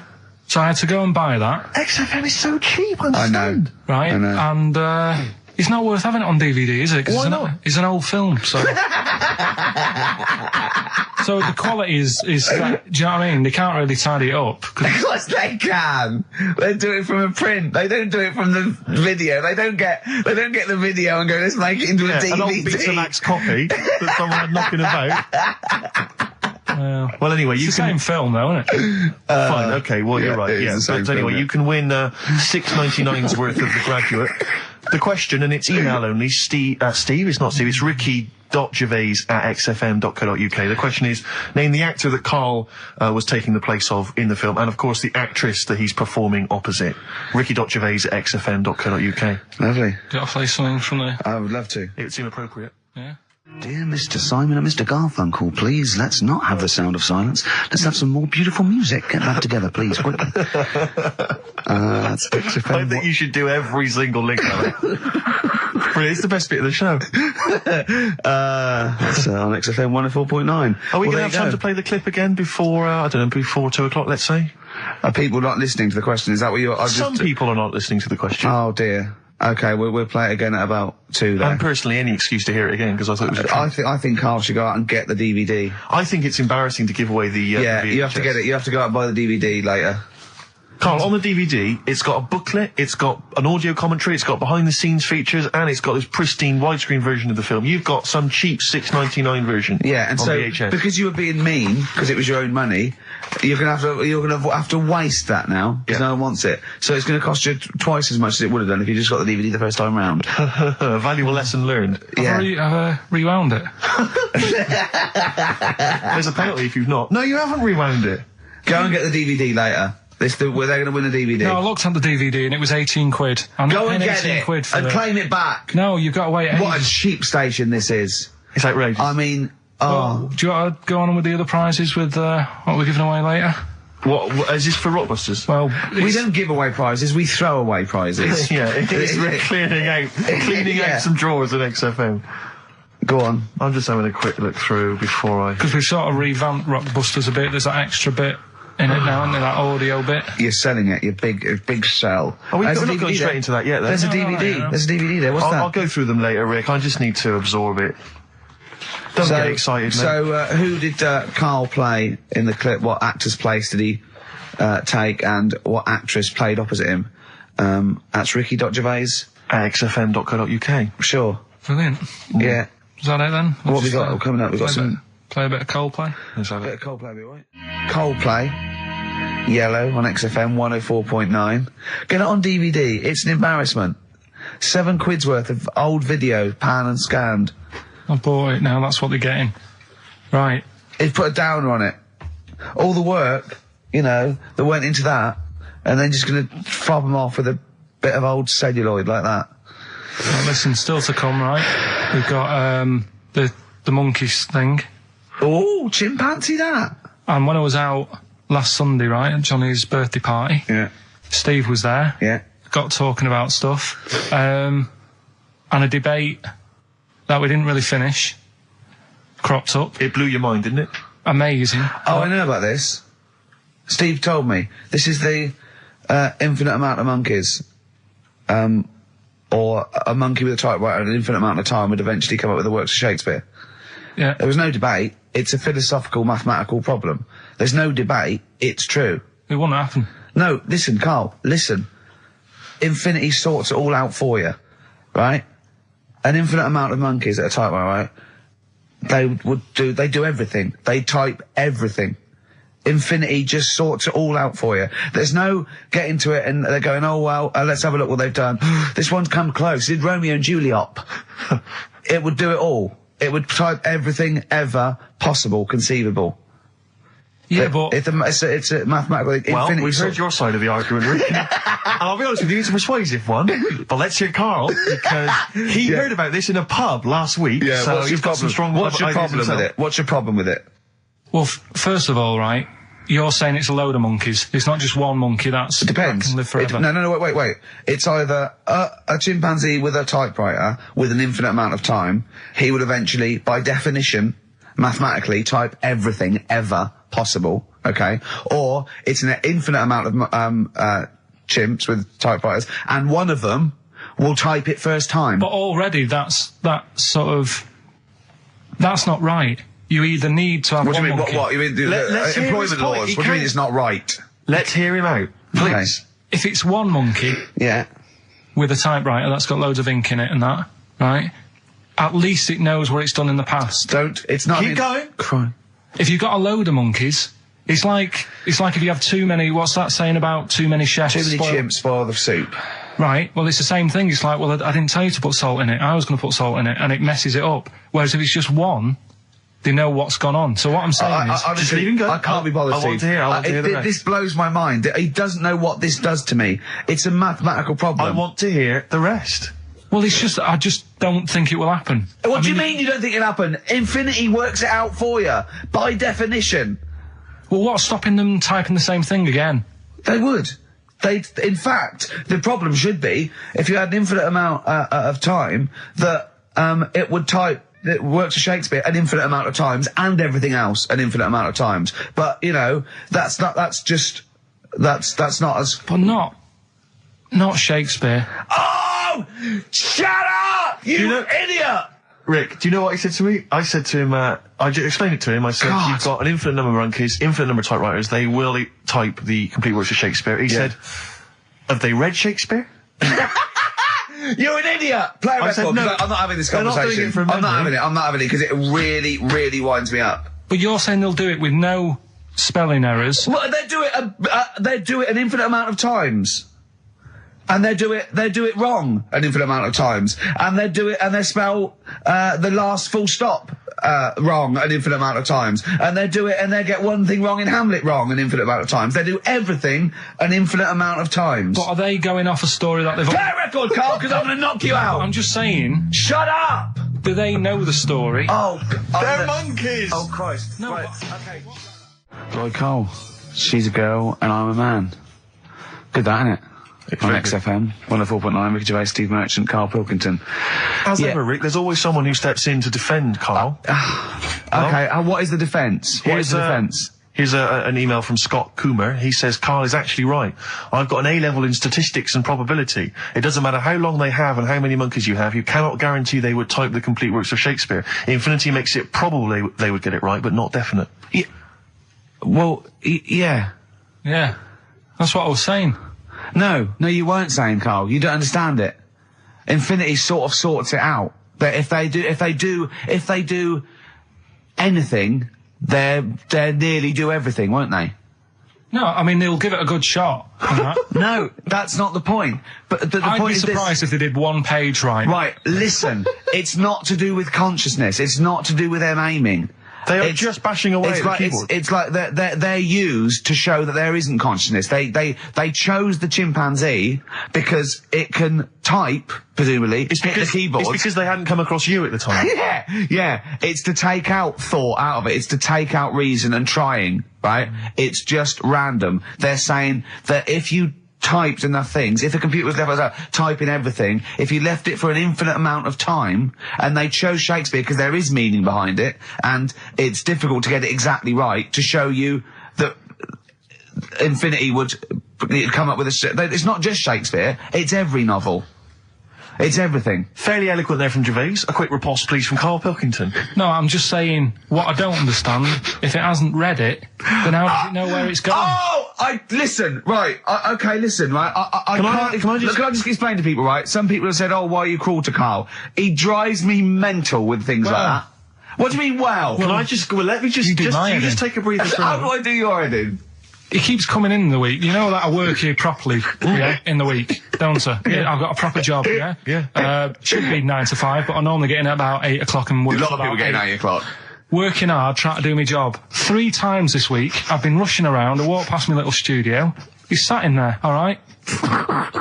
Now, because I've got this sort of job, I can get away with it. I said to him, if I was a doctor,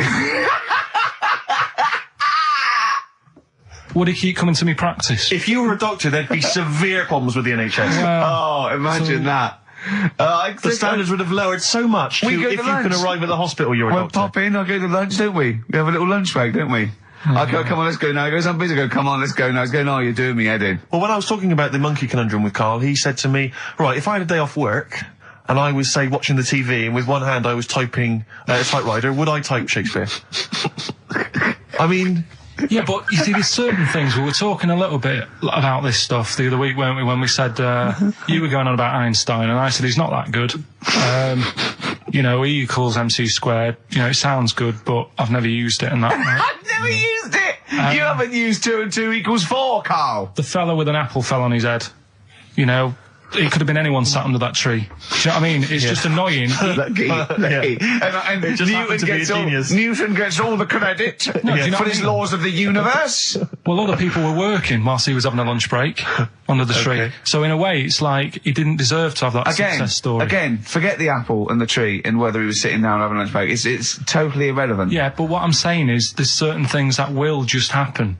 It's like, I think we were talking, when we were out eating the other week, we were talking about Noel Gallagher. Well, this is the reason the monkey discussion came up, right? Noel Gallagher... I don't know what to say. I don't know what to say. Rick, I don't want to misquote Noel. I'll be like Herbert Lom in Clouseau. I'm going to get a twitch whenever he opens his mouth. I don't know where to start with some of his statements. Well, as I say, this discussion began because we were talking about a quote that Noel Gallagher supposedly gave. Now, I don't want to misquote Gallagher, but the gist of it was that he said, had I... written Wonderwall or whatever, instead of the Beatles writing Strawberry Fields or whatever, I'd be the one that was considered the great songwriter and it wouldn't be the Beatles. It's just the fact that they came first that meant that they get all the credit as being the greatest band. I don't know where to start with that statement either. I mean, that's Gallagher's thing and he's, well, whatever. We know what we think of that. What was your point, Karl? You agreed with him, didn't you? Yeah, I reckon, right? Do you know we've talked about putting a baby in a room before and it'll know what colour it is and stuff? If you've got a room that's painted red... Right, but forget that, because that's going to confuse Hear him out. Listen to me. Say if they did some new TV show, right? Like, what's that film with Jim Carrey in where The Truman Show. The Truman Show, right? So they make up a little room, and some woman has some kids, and you say, right, let's put the kids in this room, and they don't know what's going on outside. They don't know anything about, like, EastEnders and that. It's like their little world, right?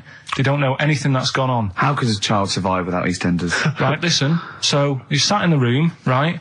And then, when they're all asleep... Right, wait for this bit. Someone Have you heard this Yeah, bit? wait for this bit. They're all in a room. Yeah. They're asleep. Yeah. Someone pops in, puts a guitar next to the bed. Right? Nips off out again. They wake up in the morning, and one of them goes, what's this? They don't even know it's a guitar, because they've never seen one. Right? They're talking English, though. Yeah. We just left guitar out of the vocabulary. Right, so... There's plenty more to come. So, one of them will pick it up, and they'll go, I don't know what it is, and they'll start strumming, they'll go, that sounds good, doesn't it? Give them a few weeks, they could come up with Hey Jude. Whereas, typing Shakespeare, a monkey that can't even spell... I see that. Listen, can't answer it. I might come with you, Rick, if that's all right. Because we've got to sort out that Christmas special as well. Yeah, no, sure. All right, I'll see you later. I'm shooting off then as well. Cheers, Karl. Flaming Lips. Yoshimi battles the Pink Robots on XFM 104.9. Before the ad break, Steve Miller Band, Fly Like an Eagle. Great track. Lovely to hear that. Brilliant track. We're not scared of playing that sort of stuff, are we? Indeed. We got some great. I think we're underestimated here. People think we're just like, you know, two guys and a buffoon in a room, but we're so much more than that. We try and put together a whole package for them, don't we? For their Saturday afternoon listening pleasure. If there was an infinite number of us three in an infinite number of studios, broadcasting for an infinite number of shows, would we ever do anything half decent? Yeah, we eventually. Would we ultimately come up with something quite good? What was that email that you were laughing at? I can't, it's too rude. What does it say? It's too nasty. Oh, God, give me the gist of it. The gist of it was that it would mean that if there was that infinite number of monkeys, eventually, besides the fact that they would type the complete works of Shakespeare, they would also type the sentence, Karl Pilkington is a genius. But the email also said it would also type, Ricky Gervais is I can't say the word, but, I know. Yeah. But a number of times they type it and write, Karl Pilkington is a genius, and Ricky Gervais is a cund. Exactly. Yeah, that would be there a lot. Yeah. Before we carry on with anything, I should just tell you, we're on the subject of emails. There's one emailer we're always looking forward to hearing from. Dickers! Richie Anderson! Dicky Docky Doo! Richard Anderson, thanks for emailing. He's my biggest fan. He's now. one of the biggest fans. He absolutely loves me. But not afraid to offer some constructive criticism. Go on, That's the great thing about Dickie. And from Anders this week, he says, Ricky, I'm lazy, I talk nonsense, I'm badly organised, and I believe in ghosts. Can I have a job working on your show?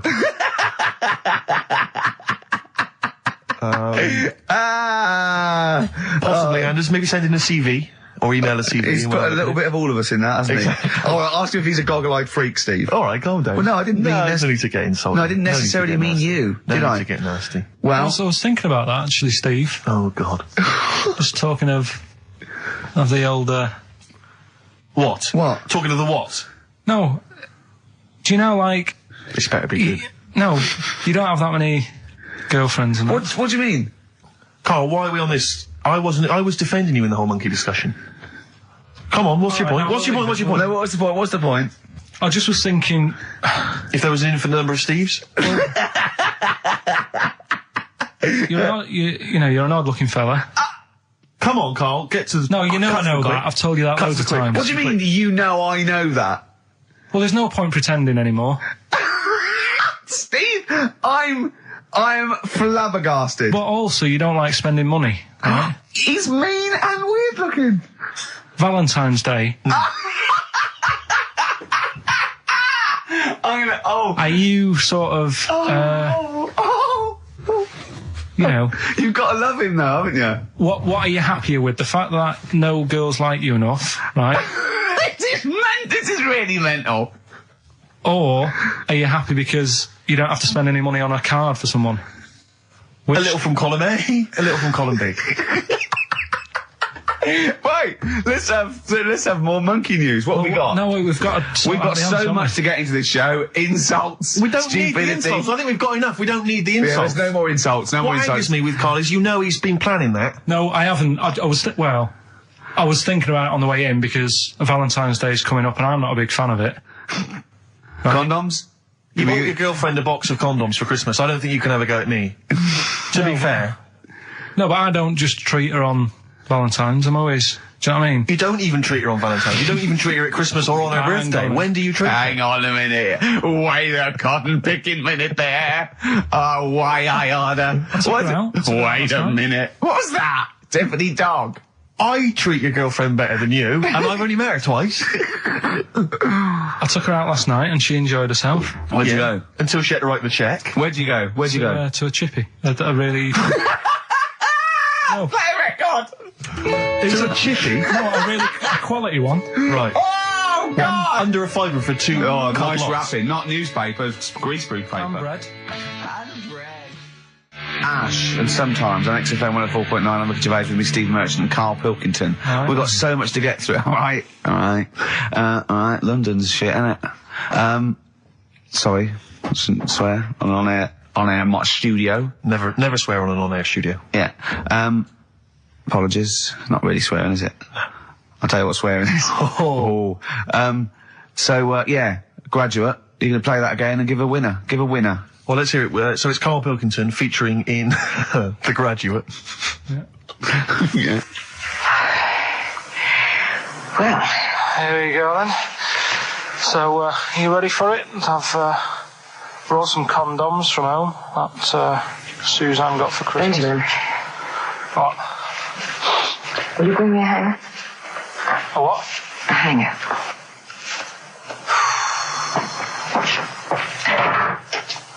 Tell you what, I've got wood. What? Just saying, I've got wood. I've got metal ones as well. What sort do you want? Either one would be fine. All right. There you go.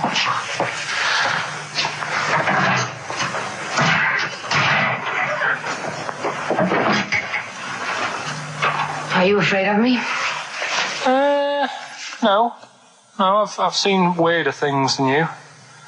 Have I ever told you about the two lads I went to school with who had big heads? Webbed fingers as well, but not related, and weren't mates, but both had the same thing, which is a bit weird. Yeah, I'd never found out what was wrong with them. Can I ask you a personal question? As long as it's not about my head being round, because Ricky's always going on about that. He's saying I've got a round head. Well, you can admit that, can't you? No, it's I'd say it's a normal sort of shape. It's just round. It is, isn't it? Yeah, but what do you mean? So is yours. Heads should be It's round. nothing to be ashamed of. I'm not ashamed. It's just a normal shape. Mm-hmm. And you can talk. Look at your saggy arse. Anyway, get your knickers off. Hello, darkness, my old friend. Oh dear. A classic, an Oscar-winning classic. Oh, Karl Pilkington in The Graduate. But what was the question, Steve? The question was, which actor was Karl Pilkington taking the role of? Well, that's easy. Which Everyone knows actress that. was he performing opposite? I know that. And the answer's Ricky? Hoffman. Mm-hmm. And Bancroft. Anne Bancroft, Dustin Hoffman, and the $6.99 VHS cassette is going to Laura Gomez because she says that she'd be happy with the VHS, not the DVD. So, best of luck to her. I hope she enjoys that. All right. Yeah? What we do next week? I've got loads of. I quite like hearing Karl in a sort of seductive environment. It gives you another insight into him. It gives you another dimension. I know. E.T. it is then. Exhibit X. and the track X. Have you seen 8 Mile, Rick? I really enjoyed it. You'll notice Exhibit makes a little cameo in there. Yeah, and that last bit, that wrap off at the end, it was lovely. It was so. It was just like Rocky or something. Shall we have a wrap off maybe next week? Yeah, The three yeah. of us. Yeah. Let's try and master the art of talking civilly to each other first before we start making it rhyme. Oh, Rockbusters, Karl? Yeah. I'm not a champion of Rockbusters, as you know, but I think it's overstayed its welcome. But I'm willing to go Well, I along think with Karl's just giving the fans what they want here. it. Okay. It's a popular thing, isn't it? Got some good prizes. The press Well, are behind it. Let me tell you what the prizes are. It's a dance music compilation, Cream Trance Anthems 2003. I play a lot of trance on the station. I put that on quite a lot and danced to it Exactly. myself. There's the original motion picture soundtrack to the forthcoming film adaptation. When you've seen the film, I'm sure that will mean more to you. You like that, don't you? It's a good movie, yeah. Nicolas Cage playing haven't seen himself it. and a twin brother. And it's written by Spike, it's directed by Spike Jonze. Joined at the, what? No, they're not joined at the hip at all, or at the face. And we've also got the best one-hit wonders album in the world ever. What have we got on there? We've got things like The Crazy World of Arthur Brown, brilliant. Nina, 99 Red Balloons. The Rembrandt. In fact, it kicks off with Nina. Sure. That's followed up by I'll Be There For You, the theme from Friends by the Rembrandts. Yeah. And of course, Breakfast at Tiffany's by Deep Blue Something.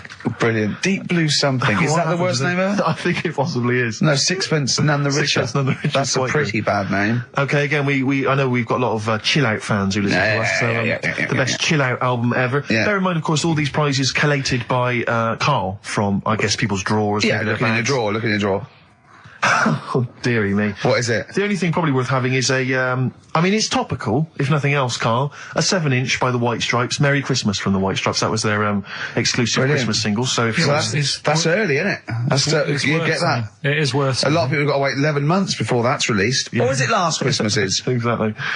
And I have never heard of this DVD. Go on. I like to think of myself as being fairly familiar with TV and films, but I have never heard of Stephen King's Rose Red. Welcome On to DVD. a place evil calls home. And it's on DVD. It's certificate 12, so don't imagine anything too shocking.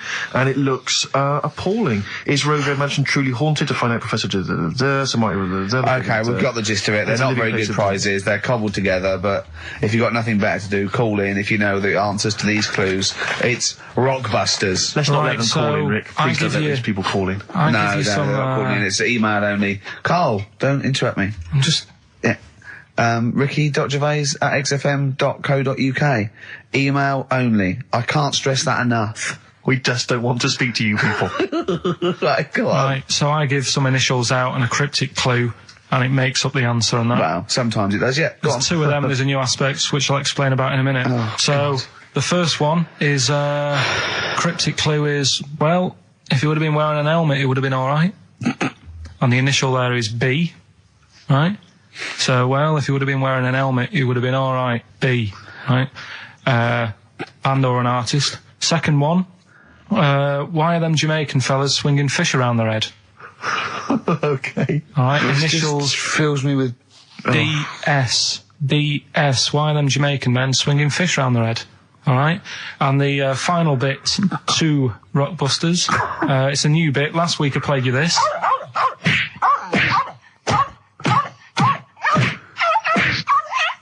His face goes along with it. That's someone beating up a dog. That was Smack My Bitch Up, right?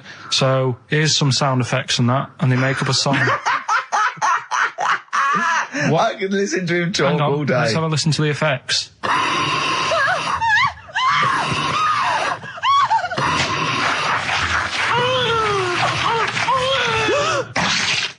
That's terrifying. Right, I told you not to play that one. It's rubbish. No one will get that. Well, we'll see. I heard that. I can't always say one thing. I said it's rubbish. No one will get it. No, it's not the one you think it is. Ah, right. So, email in, ricky.gervais@xfm.co.uk and you can win that stuff. I'm a little bit confused. I'm here. I've heard what you're saying. We've discussed this in the past. I don't know what's happening. What's that? Is that a clue? That's a cryptic clue. That's screaming to a song, is it? It was screaming. Well, don't say it. So it should stand up by itself. Don't give them any clue. Hang on a sec. So this is the name of a song. It's not a band or an artist. Yeah, that's so the first two are bands or artists, and the last one is the name of a song. I said we should abandon this. I said we should just pack it in. What, the show? Yes. Come on, someone talk. I'm looking at his face. His headphones are too loud. Instead of turning them down, he's just grimacing, going, "These are too loud." I don't understand it. Yeah. How have you lived this long? How did you make it to 30 without getting squashed or eating something deadly poisonous? I told you, I used to choke a lot. We've had an email from... placebo, the bitter end. We've had an email from Andrew Forrest, who has just simply entitled it, Karl Pilkington. Oh, Karl Pilkington. What do you think of that? And that's got to be your new name from now on. I had a mate who used to use it. What, he used to call you that? Yeah. Was that your nickname at school, Pilkington? No, it's not my nickname. It is now. No, it's not. It is now. Pilkington. Pilkington. Oi, Pilkington. Oi, Pilkington. Pilkington, do my homework. Where do you live? Where do you come from? Pilkington? No, there's this lad who called Mark, right, who I used to go to school with, who used to call me that. And his mum, right, was like obsessed with cleaning. And I was never allowed in their flat. He makes the place look untidy. So she used to, I don't know if it was just me or all his mates, but I used to turn up and she goes, "Yeah, he is in, but you know what you've got to do?" And I used to have to go round the side of his flat, and he had a computer, right, which I used to play. I didn't have one at that point, but he had one. And I used to have to go round the side of the flat and stand at his bedroom window with his window open, and I'd be sort of leaning in playing the game. You are joking. I'm not. His mum... You had the weirdest upbringing I've ever heard. The things you were willing to do. It's the strangest. What is this town like? No, I stopped going once. Was there always music? Right? There's the horse in the house there. Oh, look at these two kids with big heads and webbed feet. All right, Ronnie. All right, Reggie. What was it like? She was obsessed. It is like you've grown up in a cartoon made for children. Yeah. No, his mum was really obsessed with cleaning. Can I play through his window? I used to... Mrs. Ramsbottom, can I play through Mark's window? Aye, you know what you have to do. She used to be up till about 3 in the morning. Pilkington again. What do Have you washed your hands? What, up till 3 in the morning? She Washing? used to be up doing the tiles in the kitchen. Washing until 3 in the morning? It's at 3 in the morning. And for ages and ages, that's saying that out on the tiles, I used to think that came from, like, his mum. Because she was out, like, cleaning them late. So, till I was about 13, I thought that saying out late on the tiles Yeah. was... And now you're not confused by anything. Well... There's no misunderstandings in your life now, is there? So he was allowed to walk in and out of the house, was he? No, he was all right, and he used to come round to ours a lot, and my mum used to get these pies from Hagenbach's, right? So I don't know what that is. it's at that bakery where they used to chuck the cakes out the back. I'll tell you about. Yeah. And you ate six. You ate 6. He loved it, but I could never go round to theirs, or if I did, it was like, well, yeah, he is in, and I'd go, all right, and then I'd walk round the side of the flat. Stand outside. Why did you ever knock at the door? Why don't you just go around and knock on the window? Just to check he's in, because he wasn't always in his room. If You he say was it in was the a- lounge, he'd have to go to his bedroom, and then that's You where say he'd To meet you, this is the strangest. And you play a computer game through the window. You say it was a flat. It wasn't like a 5th story one, and you had to get in one of those kind of cleaning contraptions and, like, Nice. winch your way up. I love the idea of that. So- Oh, Pilkington. So, Right, we're done. that's What's he this? told What, me. have you got me any chimpanzee that? We've or? got monkey news still to cram in the next. Like, Let's do monkey news 25 now. minutes. I need some monkey no, news. I think we've done enough here, right? What do you mean? I think we've done enough here. We'll play a little song, eh? What? Play the verb. All right.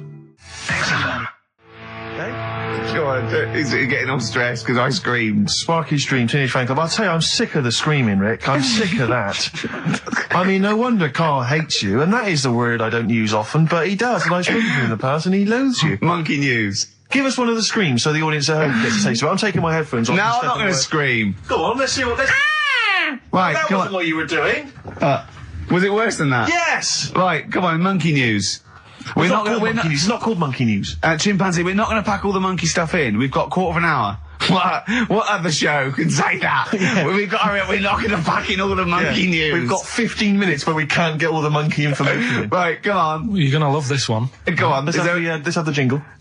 Oh, chimpanzee that! right? I don't know how recent this was, Oh, God. 17th century? but it happened in Hackney, right? If you're outside London, that's in a place in London, and it's this monkey that's going about Hackney, nicking DVDs. Even the monkey didn't go for videos. Even the monkey knew. Well, there's no point getting on VHS. The graduate on VHS. You're having it. Throw it back. Right, and there's a girl called Lisa who works in our office here, right, and I mentioned it to her because she lives in Hackney. I said, you familiar with this? And she said, oh, I remember something about it, which annoyed me. The fact that a monkey's running riot, but she didn't know the full story, and she lives there. What do you mean a monkey? Do you mean a chimpanzee? Or a monkey? I don't know, is he a zoo in Hackney? Is he a zoo there? I don't know what so it was, but it was like... Is there a zoo in Hackney? I don't know, that's what I was asking. So, Right, get on with the story. So anyway, yeah, it's been robbing stuff, and the other bit that really puzzled me, right, is the fact that And you're not easily puzzled by monkey news? they took fingerprints. What do you think about that? Well, they took fingerprints, presumably because they didn't know it was a monkey to start with. No, they did. They saw it, nicking stuff, and they said, get fingerprints. So that means there's more than just one doing it. I'm going to have a heart He had to fax them to Interpol. Yeah. We know that is, yeah. It's Brian the monkey. Yeah. Yeah. So Sorry, I that's- don't understand. He was stealing DVDs, specifically DVDs. DVDs, I think it said watches and stuff. What, breaking into homes? Yeah, in Hackney. Maybe. Are you sure it wasn't a kid with a mask on? No, seriously. How was he breaking into homes? Be good Up at the drain pipe. They're good, aren't they? They're good, aren't they? But how would they do So that? is that the news? Well, how much do you want Is that monkey news? for this week? Well, I don't know that it's true. Again, I've got the things. There was other stuff. There was another story that I found about a monkey, but I would like to know from someone in Hackney do you know what I mean? And I missed that one on Crime Watch, which would have been good. Right? But there was another story about one that kept getting on buses, not paying its fare, Not it's And just sat in a corner reading the paper. Reading the paper, Carl. You're an idiot. Well, that wasn't in London. You're an idiot. That was in America. It wouldn't read the somewhere. paper. Why would it read the paper? Because it was its way of sort of going, oh, well, if I'm reading something, maybe the inspector... The inspector won't notice my hairy hands. Oh, Carl, you're such a fool! Well... Pilkington. Carl, We've just had a news flash that an infinite number of monkeys in Hackney and an infinite number of typewriters. Yeah. We don't know what for. At this stage, we've got no more information. And they've taken back an infinite amount of graduate on video. This is rubbish. See the grass, seen the light. I just think of people sort of of a Saturday going, you coming shopping? I go, I can't, I'm listening to XFM, there might be some monkey news. And they waited 2 hours for that. What sort of a show has a feature called Monkey News? Well, I have to say, the monkey story has been corroborated. Which one? Well, this one, it says, police in Britain this week are on the lookout for a very different kind of burglar. A chimpanzee who has been sighted breaking into a house in Hackney, stealing a mobile phone and leaving. The chimp is also the prime suspect in a break and entry in a nearby house where part of a radio was taken. One policeman stated that it might have been trained to steal, but a monkey's not going to think, that's a mobile phone, I'll just have that. Look at Carl's face. Yeah. Fact. That's fact. So, Rockbusters then. Yeah. Get these out of the way, we're running out of time now. I have to say now that we've had no answers that have attempted even to guess all three. Right, you see, that's because you're an idiot. Right, okay, right. Do the questions and the answers. And if I think that it's either too hard or ungettable because it's stupid, we're binning it. Right. I thought we'd already been. I'm annoyed that. Right, come on, do it quickly. The first one was, well, if he would have been wearing an helmet, he would have been all right. Right, what's the answer? That was B. What's the answer? Busted. Right, that works. All Busted. right. That's fair enough. Did anyone get that? I assume some people got. No. People have given up, Rick. People aren't even bothering to contribute. Right, what's the next one? They've just ignored it like it never happened. Busted. Second Busted. one. Busted. Why are them Jamaican men swinging fish around their head? Go on. That was DS. Yeah. 70s band, Trout Spinners.